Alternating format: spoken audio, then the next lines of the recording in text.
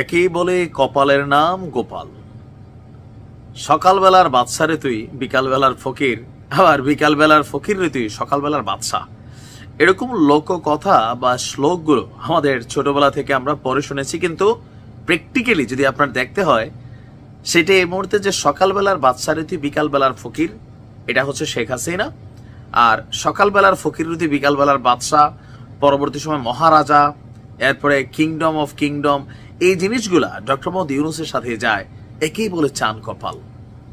প্রেক্ষাপটটা যদি এরকম না হইতো, 666 কোটি টাকা কর মানে নাড়াচাড়া করার কারণে ডক্টর মোহাম্মদ ইউনূস হয়তোবা জেলেও থাকতে পারতেন, কিন্তু আজকে কই পর্যন্ত যাচ্ছেন দেখেন।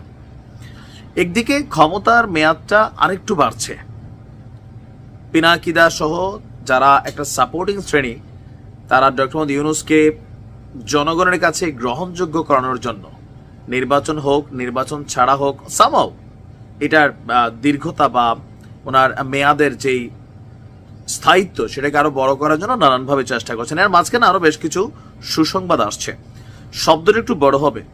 বে of Bengal initiative for multi-sectoral technical and economic cooperation, সংক্ষেপে শব্দটার সাথে আপনি পরিচিত। শব্দটার নাম হচ্ছে বিমস্টেক। ভাগ্য ভালো হচ্ছে ডক্টর ইউনূসের যে আগামীতে মানে এবার বিমস্টেকের নতুন যিনি চেয়ারম্যান হবেন সেটা হতে যাচ্ছেন আমাদের প্রধান উপদেষ্টা ডক্টর মোহাম্মদ ইউনূস। গতকালকে রাজধানীর বেইলি রোডের ফরেন সার্ভিস একাডেমিতে এক প্রেস বিজ্ঞপ্তিতে এই তথ্য জানিয়েছেন বিশেষ দূত ডক্টর খলিলুর রহমান। তিনি বলছেন যে বিমস্টেকের 6ষ্ঠ শীর্ষ সম্মেলনে যোগ দিতে আগামীকাল মানে আজকেই থাইল্যান্ডের রাজধানী ব্যাংকক যাচ্ছেন প্রধান উপদেষ্টা। সেখানে একটা আলোচনা আমরা দেখতে পাচ্ছি যে মোদি এবং ডক্টর ইউনূসের মধ্যে একটা সাইডলাইন বৈঠক হতে পারে, but it's not sure. But আমরা গণমাধ্যমের কল্যাণে দেখছি যে এটার সম্ভাবনায় 95%। তো এখানে আরো মানে খুশির বিষয় হচ্ছে যেহেতু ভারত ও বিমস্টেকের মধ্যে কানেক্টেড, সো সেই ক্ষেত্রে প্রধান উপদেষ্টা বিমস্টেকের পরবর্তী চেয়ারম্যান, তাই সব দেশের প্রধানমন্ত্রীদের সঙ্গে পরবর্তী কি করণীয় তা নিয়ে তিনি আলোচনা করবেন এবং কি আলোচনা দরকার সেই সুবাদে মোদিও কথা বলতে হবে, এটা বিমস্টেকের রুলস অনুযায়ী সম্ভবত। বাংলাদেশ সহ ভারত সহ আমাদের যে এশিয়া ভিত্তিক রাষ্ট্রগুলো আছে সেখানে বিমস্টেকের গুরুত্ব কিন্তু অনেক।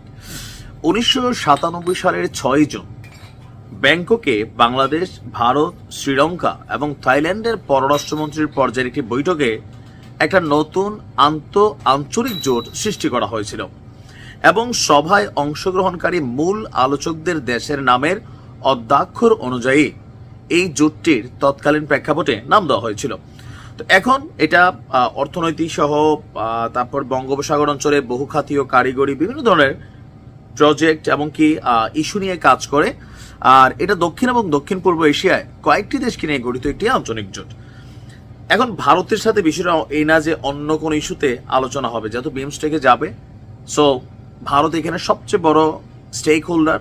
স্বাভাবিকভাবে ডক্টর মোহাম্মদ ইউনূস এটা চেয়ারম্যান হতে যাচ্ছেন, সো এই ক্ষেত্রে কিন্তু তাদের মধ্যে কথাবার্তা হবেই। আবার ইতিমধ্যে আমাদের ডক্টর মোহাম্মদ ইউনূসকে ঈদের শুভেচ্ছা পাঠিয়েছে ভারত।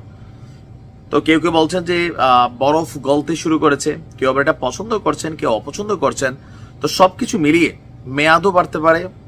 তারপর হচ্ছে এই যে একটা পদ, হ্যাঁ, এটা তিনি কল্পনাও করেন নাই, সেখানেও তিনি বসলেন। মানে নানান ধরনের জিনিস ঝুলির মধ্যে একের পর এক আসতেছে আর কি।